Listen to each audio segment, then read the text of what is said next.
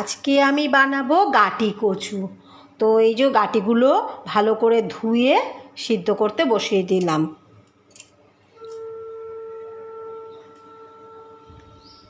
গাটি কচুগুলো সিদ্ধ হয়ে গেছে, এবারে জলটাকে ঝরিয়ে এই ছোকলাগুলো ছাড়িয়ে নিতে হবে, তারপরে রান্না স্টার্ট করব। গাটি কচু এই প্রথম বানাচ্ছি, তাই অল্প করেই বানাচ্ছি। আর সাথে আছে উচ্ছে ভাজা, আর এইটা বানাবো। তো আমি এই প্রথম যেহেতু বানাচ্ছি, তাই অল্প করেই গাটি কচুটা বানাবো। আগে আমি মানে প্রায়ই আমার মা এটা বানাতো, তো আমি অতটা এখনও বানাইনি, প্রথম বানাচ্ছি। তো এই যে ছোকলা ছাড়িয়ে রেখেছি, এইবারে বানাবো, দেখি কেমন হয়। আগে প্রায়ই খেতাম, মা বানাতো, প্রায়ই খেতাম। তো আমি এই প্রথম বানাচ্ছি, দেখি কেমন হয় গাটি কচুটা। সাথে এগুলো তো আছে, দিলাম সিদ্ধ করে ছোকলা ছাড়িয়ে রেখে দিয়েছি। এবার এটা রান্না হবে। পেঁয়াজ কুচিয়ে রেখেছি, আর এখানে আমার উচ্ছে ভাজা বানাবো। আর এখানে আছে ধুধুল। ধুধুলটা কি হয়, শুকিয়ে গেলে কিন্তু ছোবা, মানে ছোটোবেলায় ওই ছোবা ব্যবহার করতাম সাবান গায়ে দেওয়ার জন্য। তো এইটাই দেখো ধুধুল, এটা ছোবা মানে পেকে গেলে ছোবা হয়ে যাবে শুকিয়ে গেলে। তো আজকে এই ধুধুল রান্না করব। উচ্ছে ভাজা, ডাল আর গাটি কচু, এই যে গাটি কচুর আলু কেটে রেখেছি। তো কড়াই গরম হয়ে গেছে, এইবার আমি একটু তেলটা দিয়ে দিই। তেলটা গরম হয়ে গেছে, এইবারে এই গাটি কচুগুলো দিয়ে দিলাম।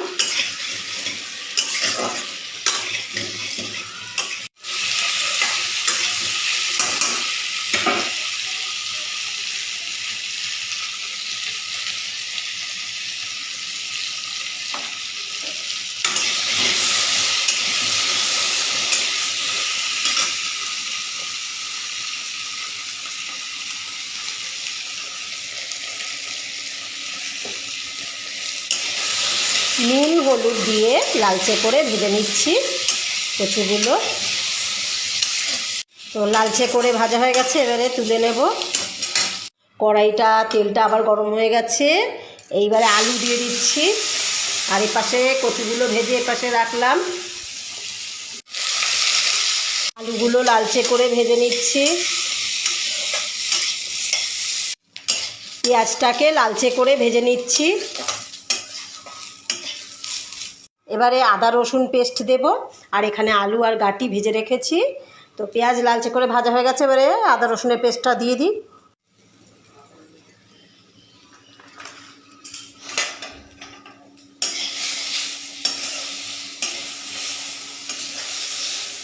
এতে একটু টমেটো দিতে হয়, মানে আমার না মাঝে মাঝে টমেটো প্রচুর থাকে, আবার মাঝে মাঝে থাকে না, এই আর কি।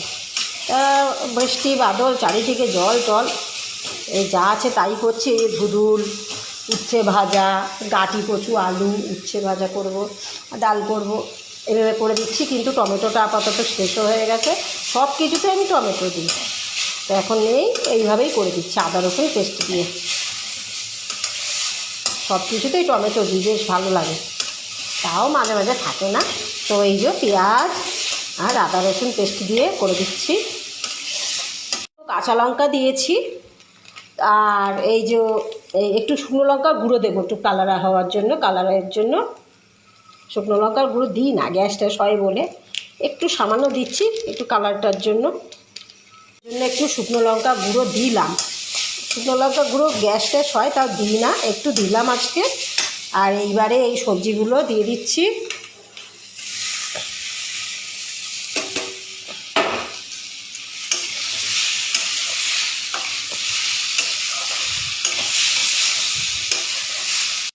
গাটি কচু আর আলু ভাজার সময় নুন হলুদ দিয়েছিলাম, তো ওই জন্য আমি এখন অল্প দিচ্ছি।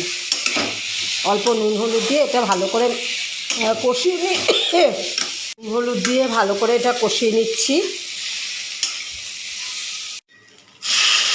একটু জল দিলাম, একটু জল দিয়ে দিলাম, ফুটতে থাকুক। রান্নাটা হয়ে এসেছে, একটু চিনি দিচ্ছি।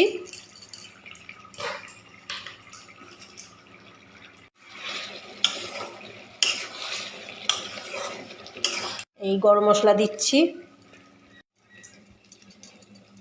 শুকনো খোলায় ভাজা একটু জিরে গুঁড়ো দিয়েছি। ব্যাস, এবারে তরকারিটা নামিয়ে নেব। তরকারিটা একটু বেশি ঘন হয়ে গেছিলো, তাই একটু সামান্য জল দিলাম। ব্যাস, এবারে আমার গাটি কচু রেডি। গাটি কচুর তরকারি রেডি। গাটি কচুর তরকারি রেডি হয়ে গেছে, সুন্দর কালার এসছে বেশ। দুধুলের তরকারি বানাবো। দুধুলটা কেটে ধুয়ে রাখা আছে, আর এখানে আলু কেটে ধুয়ে রেখেছি। এবারে কড়াইতে তেল গরম হয়ে গেছে, আলুগুলো দেব। আলুটাকে নুন হলুদ দিয়ে লালচে করে ভেজে নিলাম। কড়াইতে একটু কালো জিরে ফোড়ন দিয়েছি। এবারে দুধুলটাকে দিয়ে দিলাম, নুন হলুদ দিয়ে ভালো করে ভেজে নিচ্ছি। এখানে আলুটা ভেজে রাখা আছে। এই আদা কুচি দিচ্ছি, শুকনো খোলায় ভাজা জিরে গুঁড়ো, দুটো কাঁচা লঙ্কা দিয়ে দিলাম।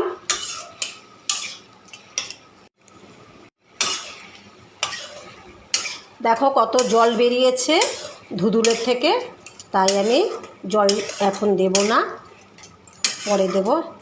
এবারে আলুটা দিয়ে দিচ্ছি। ঘন করে কষিয়ে নিয়েছি, এবারে সামান্য জল দেব।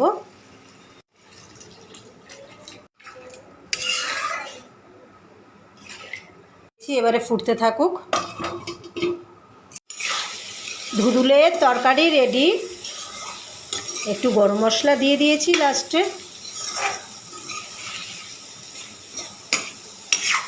ঘন ঘন করেই করলাম। ধুদুলের তরকারি রেডি।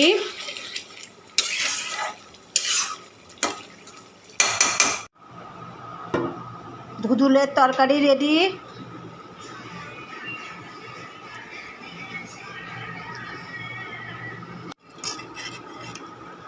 ডাল, গাটি কচু, ধুদুলের তরকারি, উচ্ছে ভাজা, গাটি কচু, ধুদুলের তরকারি, ডাল।